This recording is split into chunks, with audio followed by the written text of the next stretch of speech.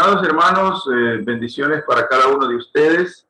Quiero compartir en esta ocasión uno de los temas que vamos a trabajar en esta unidad y es el relacionado con los principios de interpretación bíblica de la profecía.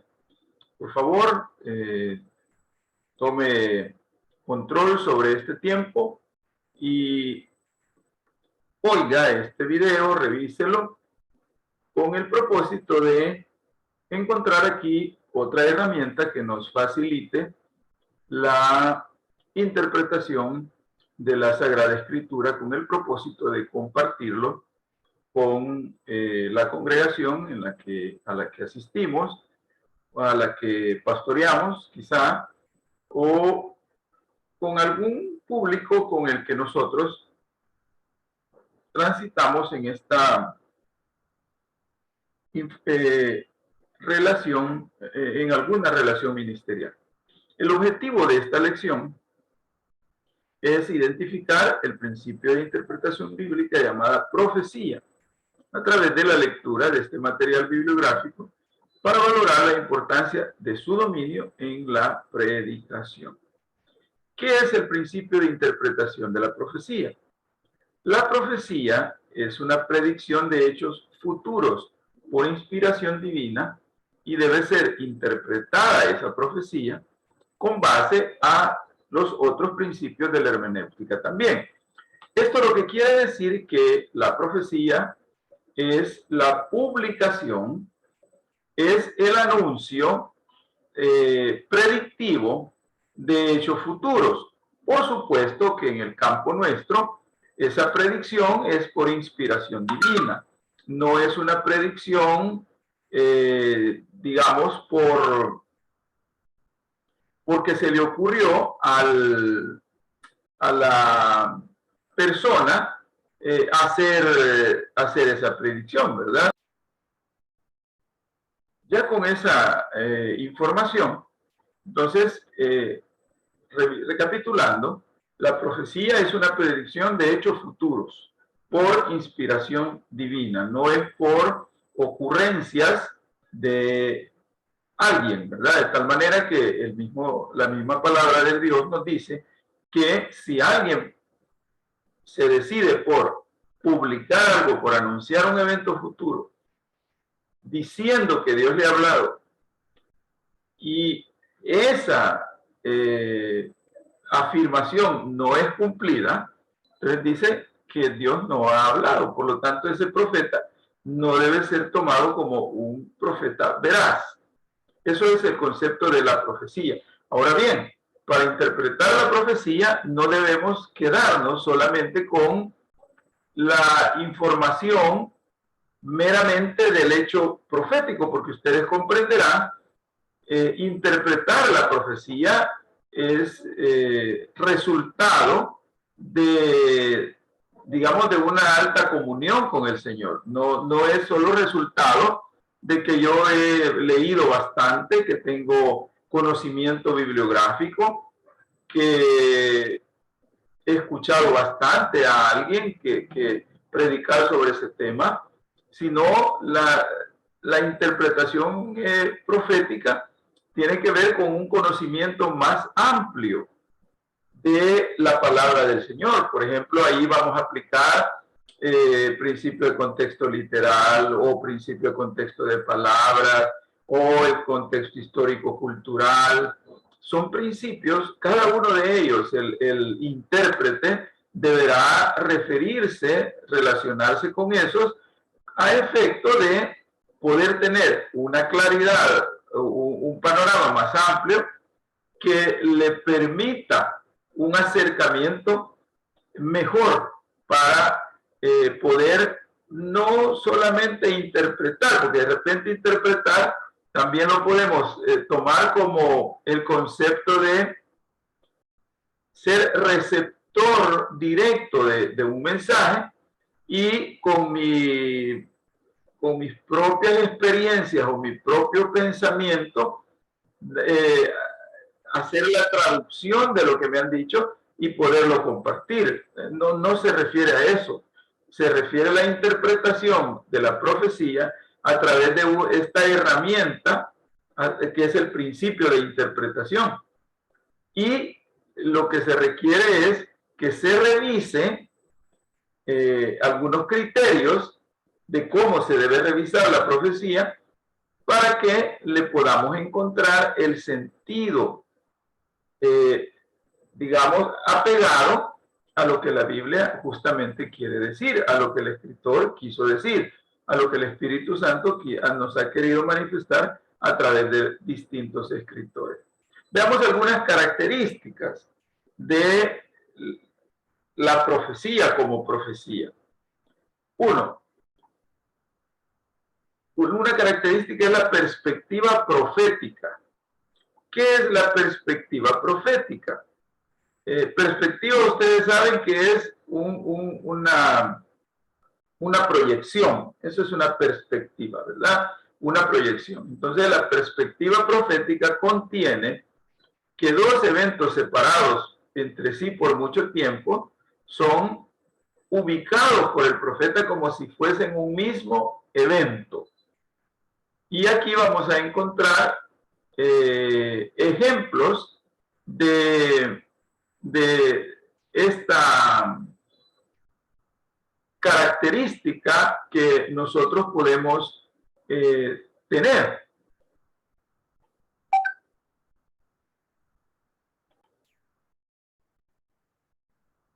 Como el profeta lo que está viendo es un evento y lo ve en una sola dimensión. El profeta no está considerando, obviamente, recuerden, dijimos el concepto es un evento futuro, pero no conoce todos los detalles que lo más probable es que no conozca todos los detalles que eso implica, porque la profecía, recuerden ustedes, si es anunciada en X tiempo, en un contexto definido de ese tiempo, en una cultura de ese tiempo, pero es anunciada para eventos posteriores, para momentos posteriores, para tiempos posteriores, por supuesto que en el tiempo posterior la misma dinámica de la sociedad, de la cultura, del pueblo, va a encontrar variación, va a tener variación. Por lo tanto, ¿cómo va a ser ese cumplimiento? ¿En qué circunstancia? ¿En qué tiempo? ¿Con qué tipo de sociedad? Etcétera. No lo está percibiendo el profeta, que solo está haciendo el anuncio. Pongamos un ejemplo. Isaías 61, del 1 al 2, dice, Isaías 61, imagínense, ¿cuándo está escribiendo Isaías? ¿Verdad? Si uno revisa, cuando Isaías está escribiendo ahí por el 750 antes de Cristo. Por ahí es el tiempo en que el profeta está haciendo su ministerio en la nación israelita. El tiempo digamos, de ministerio de Isaías, pues se da ahí más o menos del 750 al 700, 690, por ahí pudiera andar un rango, ¿verdad? Según más o menos años, según el investigador, el biógrafo que ha recopilado información. Entonces, él, mire lo que dice Isaías, que está predicando 700 años antes. Dice en el capítulo 61 y versículos 1 y 2, el Espíritu de Jehová, el Señor, está sobre mí, porque me ungió Jehová, me ha enviado a predicar buenas nuevas a los abatidos, a vendar a los quebrantados de corazón, a publicar libertad a los cautivos y a los presos apertura de la cárcel, a proclamar el año de la buena voluntad de Jehová y el día de la venganza del Dios nuestro, a consolar a todos los enlutados, a ordenar que a los afligidos de Sión se les dé gloria en lugar de ceniza, óleo de gozo en lugar de luto, manto de alegría en lugar del espíritu angustiado, y serán llamados árboles de justicia, plantío de Jehová para gloria suya. Eso que está diciendo Isaías, ¿verdad? Que en la versión Reina Valera, pues le han escrito al inicio del capítulo buenas nuevas para salvación. Esto, algunos teólogos opinan que se le conoce como el cántico del siervo sufriente, ¿verdad? Ahora, ¿dónde lo encontramos? Lo encontramos allá relatado por Lucas en el capítulo 4, 18 y 21, cuando el Señor llega a Nazaret y en un día de reposo, pues, según relata Lucas, entra a la sinagoga y se le dio el libro del profeta Isaías para leerlo, y justamente, ¿verdad? Lo que encontró fue el capítulo 61, y él lo que hace es, lo lee y luego lo presenta, digamos, lo comenta, ¿verdad? Su contenido con las personas. Ahora, allá el profeta Isaías, esa es una característica de la profecía, la perspectiva, porque allá Isaías, 700 años antes, no se le ocurrió que esto iba a dársele cumplimiento, lectura por el personaje principal, por el mismo autor, por el mismo Dios, por el mismo Mesías. Él no sabía en qué tiempo iba a venir el Mesías. Era algo que era desconocido, por supuesto. Bueno, estaban en este momento, ustedes saben, estaba el pueblo judío en una etapa de sometimiento a un imperio. No eran libres, ¿verdad? No se gobernaban por sí mismos. Estaban sometidos en su gobierno civil, ¿verdad? Que Roma mantenía sobre ellos, ¿no? Entonces, el profeta no ve eso, solo ve datos generales, pero no ve detalles. Aquí entonces, cuando por esa perspectiva profética es que se creó el término picos y valles proféticos, ¿verdad? El pico, ustedes saben, es una elevación, y el valle es una planicie al pie de una elevación, al pie de una elevación. Nosotros podemos encontrar aquí como otra, siempre en Isaías, pero en otro momento, podemos encontrar en Isaías 9:6, si ustedes van ahí a su Biblia y buscan el capítulo 9 de Isaías y leen el versículo 6, dice el versículo 6, porque un niño nos es nacido, hijo nos es dado, y el principado sobre su hombro, y se llamará su nombre admirable, consejero, Dios fuerte, Padre eterno, príncipe de paz. Pero miren en el 9:7 lo que dice: lo dilatado de su imperio y la paz no tendrán límite sobre el trono de David y sobre su reino, disponiéndolo y confirmándolo en juicio y en justicia desde ahora y para siempre. El celo de Jehová de los ejércitos hará esto. Entonces, mire la profecía. Allá, en el primer ejemplo que acabamos de poner, hay 700 años, digamos, entre el anuncio y el cumplimiento del anuncio. Ahora, aquí, y aparece en 2 libros, ¿verdad? Diferenciados por 700 años, separados por 700 años. Y aquí, por ejemplo, aparece inmediatamente digamos, los 2 picos, el Mesías, porque está hablando, un niño no es nacido, hijo no es dado, está hablando del nacimiento del Mesías, pero por otra parte, en el otro pico profético nos está hablando de el cumplimiento del imperio futuro, donde este Mesías será el príncipe gobernante.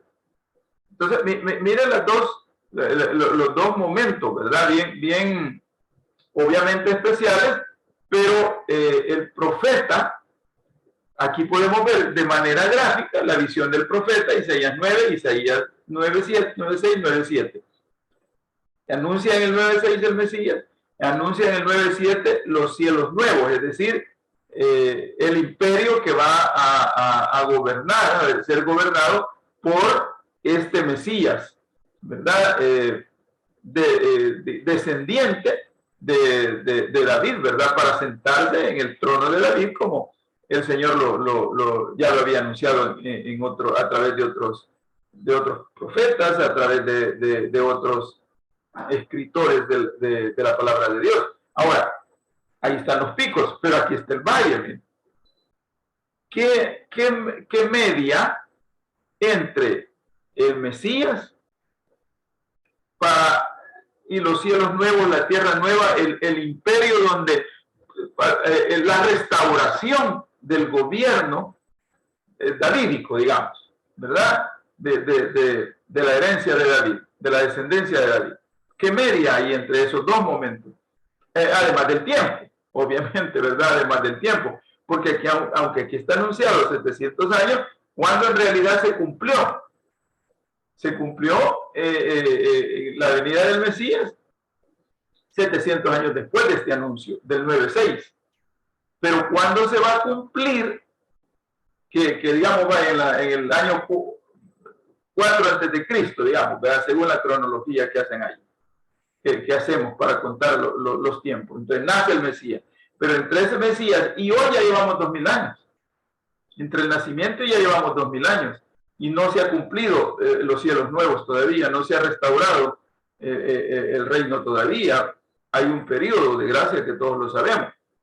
Pero entre ese anuncio del Mesías y estos cielos nuevos y esta restauración de la autoridad de Cristo en la tierra, ¿qué ha habido en el valle que no vio el profeta Isaías? La crucifixión, bueno, y quizás para ser más amplio, ¿verdad? El nacimiento virginal de Cristo, el peregrinaje que no encontraron donde nacer el Mesías, la persecución de Herodes, el ministerio incomprendido del Señor Jesús durante los 3 años y medio de su ministerio, los 3 años de ministerio, la crucifixión, la resurrección, la llegada del Espíritu Santo en Pentecostés, el periodo de gracia, la iglesia, la conformación de la iglesia, los sufrimientos, la persecución misma de la iglesia primitiva y de la iglesia a través de los tiempos, el periodo que estamos de gracia, luego el rapto, la tribulación, la boda del Cordero, el tribunal de Cristo, el milenio, el Armagedón. Todo eso no lo vio el profeta, ni se le ocurrió. Ni se le ocurrió, seguramente. Digo yo, ¿verdad? Porque de haberse le ocurrido, a lo mejor, de haber sido inspirado, a lo mejor hubiese aparecido. Pero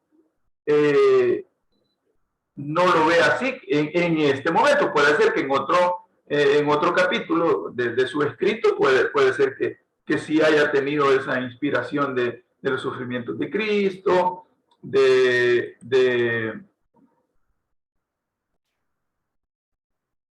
me parece que no lo ve aquí, ¿verdad? Aunque en otros momentos de su relato, en este caso Isaías, seguramente, pues, él sí también visualiza sobre el Mesías y su ministerio, ¿verdad? Perdón, y lo puede relatar. Pero volviendo al caso específico de este ejemplo, de esta perspectiva profética, Entonces hemos visto lo que es los eventos separados entre sí constituyen lo que se conoce como picos y valles proféticos. Otra característica de la profecía es que tiene doble cumplimiento. Veamos siempre el libro de Isaías, el Isaías 8, del 1 al 4. ¿Verdad? Dice, me dijo Jehová, toma una tabla grande y escribe en ella con caracteres legibles tocante a Maher Salal Asbaz. Y junté conmigo por testigos fieles al sacerdote Urías, a Zacarías, hijo de Berequías. Y me llegué a la profetisa, la cual concibió y dio a luz un hijo, y me dijo Jehová, ponle por nombre Maher Salal Asbaz. Porque antes que el niño sepa decir, Padre mío y Madre mía, será quitada la riqueza de Damasco y los despojos de Samaria delante del rey de Asiria. Otra vez volvió a decir, volvió a Jehová a hablarme diciendo. Entonces, ¿qué se está obviamente refiriendo a algo del momento, ¿verdad? A algo del momento, pero también a una señal de protección del rey de Asiria. En Isaías 7:14 podemos ver, por tanto el Señor mismo dará señales aquí que la Virgen concebirá y dará a luz un hijo y llamará su nombre Emmanuel. Está hablando del nacimiento de un niño en los días del profeta, de los días de que él, Isaías, está con vida. Pero obviamente ustedes saben que este versículo nosotros más lo conocemos como un versículo de profecía relacionado directamente con el nacimiento del Señor Jesucristo, ¿verdad? Como el Emmanuel. Entonces, aquí, cuando está hablando Isaías, está hablando al rey Acaz, ¿verdad? A él está hablando. Pero también esta misma profecía se va a cumplir allá en 700 años después. Por lo tanto, a esto se le puede llamar, a esto es lo que se le conoce como la característica del doble cumplimiento. Vean otro ejemplo. Joel 2:28. Creo que todos nosotros hemos escuchado, ¿verdad? O escuchado, digamos, o leído, ¿verdad? Cuando el profeta Joel, que estaba más o menos allá por 800 años antes de Cristo, por ahí escribe, ¿verdad? Y después de esto derramaré mi espíritu sobre toda carne y profetizarán vuestros hijos, vuestras hijas, vuestros ancianos soñarán sueños, vuestros jóvenes verán visiones. Ahora, este es un cumplimiento en este momento, ¿verdad? Lo que se conoce, el primer cumplimiento, porque Joel se está refiriendo a la misericordia del Señor, ¿verdad? Después que hay una devastación o hay una cosa ahí bien dramática para el pueblo de Israel, ¿verdad? De que salen de la, digamos, de la calamidad y son restaurados. Entonces, en ese momento, pues, el Señor no solo restaura la parte material, sino que también la parte espiritual, porque dice, también los siervos y sobre los siervos y sobre las siervas derramaré mi espíritu en aquellos días y daré prodigios en el cielo y en la tierra, sangre y fuego y columnas de humo, y todo aquel que invocar el nombre de Jehová será salvo, porque en el monte de Sión y en Jerusalén habrá salvación, como ha dicho Jehová, y entre el remanente al cual él habrá llamado. Pero esto, si nosotros vamos a Pentecostés, ¿verdad? Ustedes saben que allá aparece en el libro de los Hechos, aparece el momento del Pentecostés en el 14, en el capítulo 2, ¿verdad? De 2:4 de Isaías, de libro de los Hechos, aparece, ¿verdad? Cuando llegó el día de Pentecostés estaban todos unánimes juntos. Y 4, y fueron todos llenos del Espíritu Santo y comenzaron a hablar en otras lenguas según el Espíritu les daba que hablase. Entonces, un cumplimiento posterior, ¿verdad? A esto. Otra característica del principio de interpretación de la profecía es un lenguaje figurado, ¿verdad? La profecía, acuérdense ustedes, Por eso que hace un momento comentamos que para poder interpretar tenemos que echar mano de otros principios, ¿verdad? Ya revisamos el lenguaje de palabras, entonces el principio de interpretación por palabras, y aquí pues la Biblia es rica, los escritos bíblicos, en lenguaje figurado, ¿verdad? Ezequiel habla de los valles secos, habla del pelo, entonces es interesante que nosotros podamos también verificar, ¿verdad? Si el mensaje que está apareciendo, si la profecía que se está manifestando está dada de una manera literal o de una manera que se usan las palabras en sentido figurado y la construcción gramatical en un sentido figurado, ¿verdad? También otra característica es la gramática especial. Se emplean verbos en tiempo pasado para describir eventos futuros. Veamos lo que dice Isaías 53, revise ahí usted en su Biblia, y Isaías 53, del 4 al 5 dice, fíjense cómo están los verbos, mire, en pasado, ciertamente llevó él nuestras enfermedades y sufrió nuestros dolores, y nosotros le tuvimos por azotado, por herido de Dios y abatido, mas él herido fue por nuestras rebeliones, molido por nuestros pecados, el castigo de nuestra paz fue sobre él, y por su llaga fuimos curados. Entonces uno pregunta, ¿cuándo llevó él? Llevó, fue ayer, pasado. ¿Cuándo sufrió? Pasado. ¿Verdad? ¿Cuándo tuvimos? Pasado. ¿Cuándo fue herido? Fue pasado. Entonces, pero en realidad, ¿a quién se están refiriendo en ese momento? Se están refiriendo a Jesús en su ministerio, en su sacrificio, cuento, ¿verdad? En el proceso de llegar a la cruz.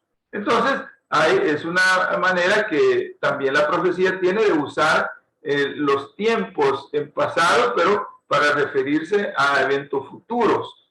Y luego, verbos en tiempo presente para referirse a eventos también futuros. Mire lo que dice Malaquías 4:1. Porque he aquí, viene el día como un horno y todos los soberbios y todos los que hacen maldad serán estopa. Aquel día que vendrá los abrazará, dicho Jehová de los ejércitos.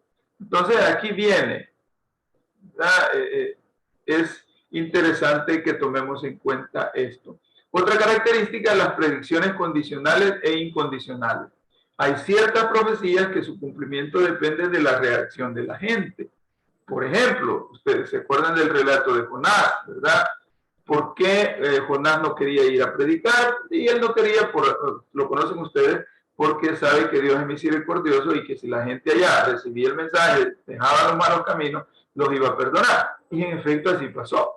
Cuando ya llega de verdad el profeta Jonás a predicar, dice la Biblia, relata que el rey puso en ayuno a todos y hubo todo un acontecimiento de mea culpa, ¿verdad? De asumir la responsabilidad, pero también arrepentirse y pedir misericordia, y eso pasó. Entonces, dependió de la gente, pues, ¿verdad? Es una predicción condicional, ¿verdad? Bajo una condición. Y lo mismo, otro ejemplo es la salvación, ¿verdad? Que la salvación está para todos, pero no depende del Señor imponerla, ¿verdad? Vos sos salvo, no. Depende de todos aquellos que decidan asumir esta situación. Por supuesto que una característica, digamos, muy propia, ¿verdad? De la profecía, que aunque no la mencionemos, ahí está, es que la profecía tiene una verdad revelada y escondida. Ya lo hemos visto, ¿no? Por ejemplo, ¿cuánto debate hay en lo que dice Apocalipsis 11? Si nosotros vamos a revisar el capítulo 11 de Apocalipsis, ¿de qué nos está hablando? De todo un periodo de tribulación, ¿verdad?